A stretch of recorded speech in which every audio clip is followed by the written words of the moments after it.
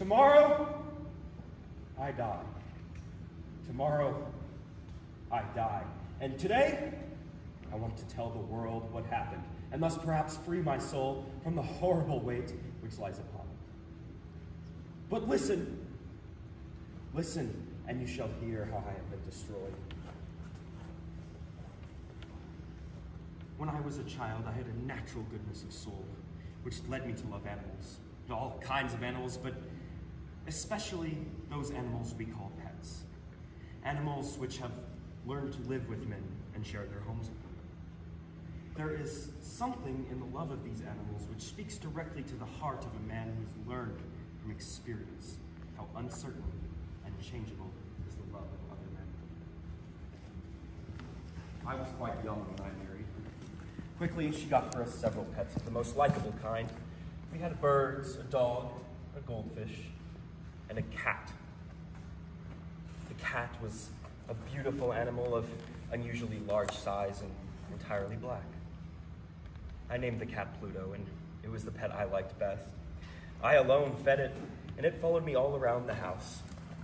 Our friendship lasted in this manner for several years, during which, however, my own character became greatly changed. I began to drink too much wine and other strong drinks, and as the days passed, I became less loving in my manner. I became quick to anger. I forgot how to smile and how to laugh. My wife, yes, and my cat, my pets, all too, were made to feel the change in my character. One night, I came home quite late from the inn, where now I'm spending more and more time drinking. And making my way into the house with uncertain step, I entered. I saw, or thought I saw, that Pluto, the cat, was trying to stay out of my way, to avoid me. Now, this action by an animal which I thought still loved me made me angry beyond reason. I applied from my body. That small knife from my coat picked the animal up by the neck and cut out one of its fear-filled eyes.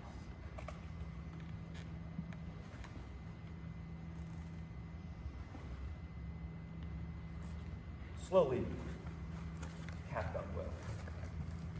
Yes, the hole where its eye had been was not a pretty thing to look at, but it didn't appear to suffer any pain. As might be expected, however. It ran from me whenever I came near. Why should it not run? Yet this did not fail to anger me. I felt growing inside myself a new feeling. Who has not 100 times found himself doing wrong, doing some evil thing for no other reason than he knows he should not? Are not we humans at all times pushed, ever driven in some unknown way to break the law just because we understand it to be the law? One day, in cold blood, I took the cat into the basement, tied it up with a rope, and I hung it there. I hung it there with tears in my eyes because I knew that it had loved me, because I knew it had given me no reason to hurt it, because I knew that my doing so was a wrong so great, a sin so deadly that it would forever place my soul outside the reach of the love of God.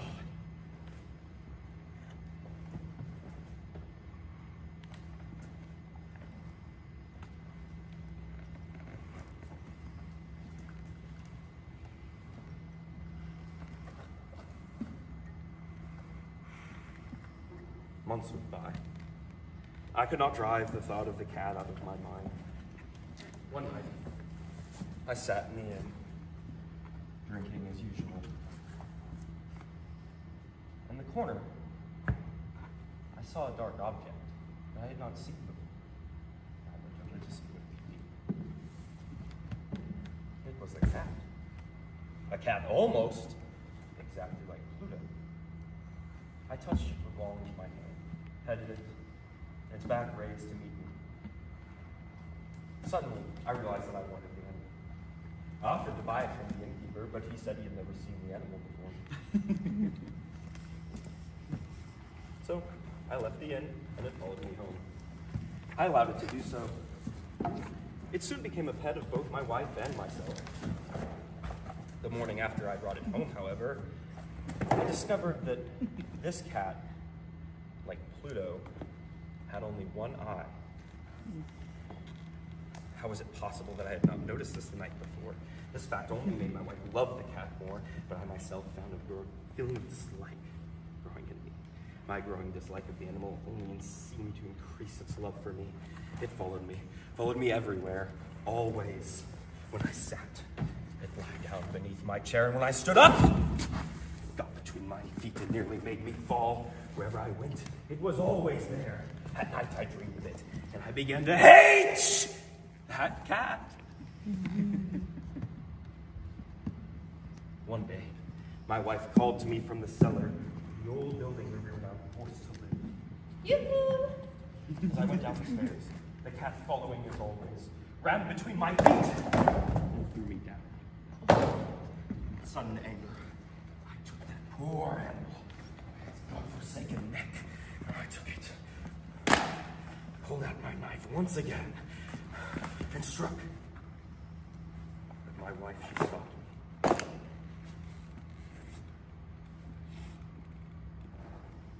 This only increased my anger. And without me, I drove it into her heart.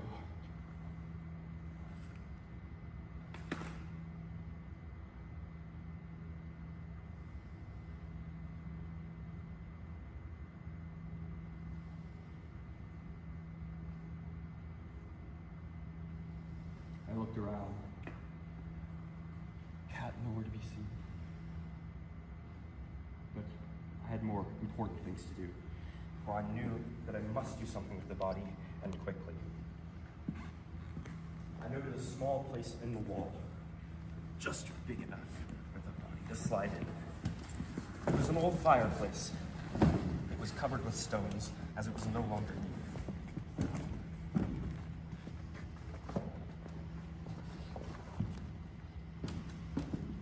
I was able to move the body in there, and I was quite happy to see that it fit pretty nicely.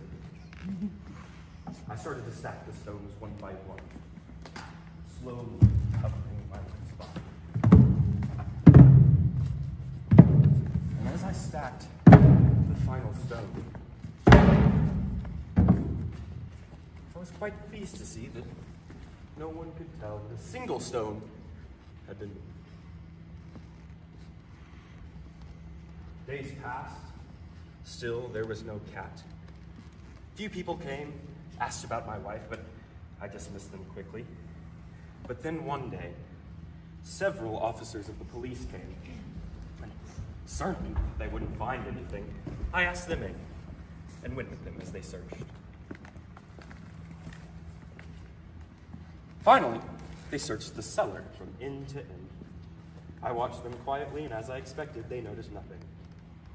But as they started up the stairs again, I felt myself driven by some unknown inner force to let them know, to make them know that I had won the battle. The walls of this building, very strongly built, it's a fine old house. And as I spoke, I struck the wall. Immediately, I felt a cold feeling up and down my back as we heard coming out of the wall itself a horrible cry. For one short moment, the officers stood looking at each other. But then quickly, they began to pick at the stones. And in short, they saw before them the body of my wife. Black and with dried blood, smelling of decay. And on the body sat the cat with a fire in its eye, crying out its revenge.